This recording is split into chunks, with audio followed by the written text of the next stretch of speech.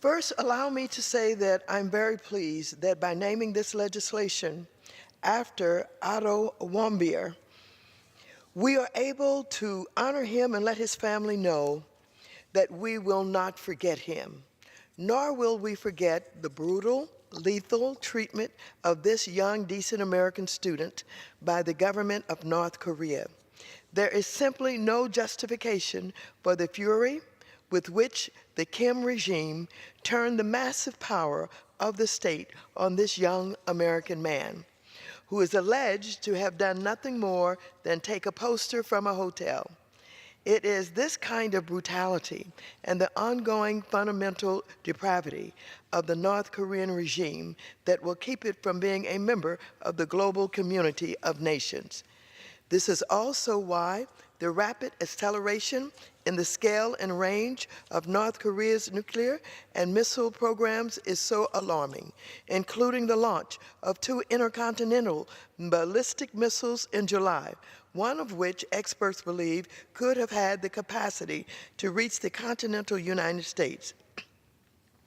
Then in September, the regime tested its 6th nuclear explosive device, and according to U.S. and international estimates, this thermonuclear test was significantly higher in magnitude and yield than any previous test. This has led to a bipartisan consensus in the Financial Services Committee that a new policy towards North Korea involving a maximum pressure campaign of financial isolation is the best chance we have to resolve this situation peacefully. Such a strategy must entail a dramatically greater level of pressure than North Korea has faced to date, one strong enough to change Kim Jong-un's calculus about whether he's safer with or without his nuclear program.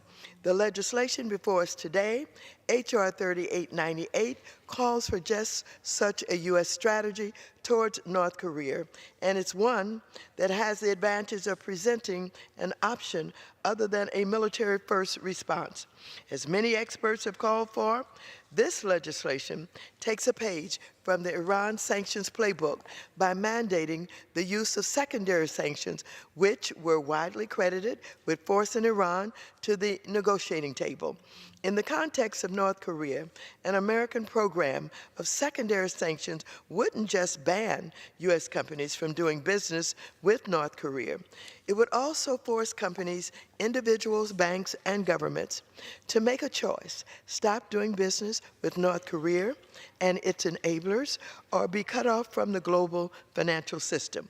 Although we saw in the Iran context just how powerful this approach can be, when carefully fashioned as part of a broad coalition, we must remember that sanctions alone are not a strategy. Sanctions are a tool, and in order for them to work, they must be linked to a broader strategic effort with a high level of skill in their design and implementation, and with a clear understanding of the policy goals we're trying to achieve.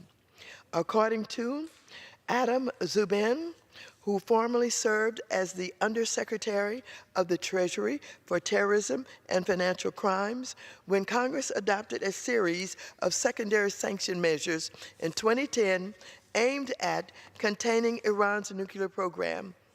The administration was already staffed, well-resourced, and ready to immediately deploy senior officials around the world. Specifically, senior Treasury, White House, and State Department officials traveled around the world to explain the new U.S. sanctions regime and pressure governments, bankers, traders, and companies to enforce these sanctions in a tough and meaningful way.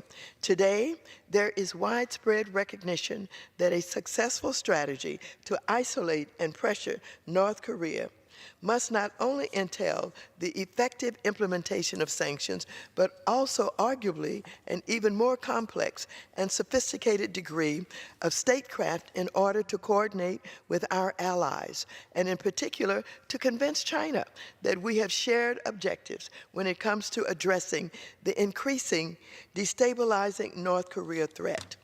It is extremely concerning, therefore, that President Trump has shown virtually no capacity or willingness for the hard work necessary to secure concessions from North Korea or enlist China and other key players to do their part to isolate the Kim regime.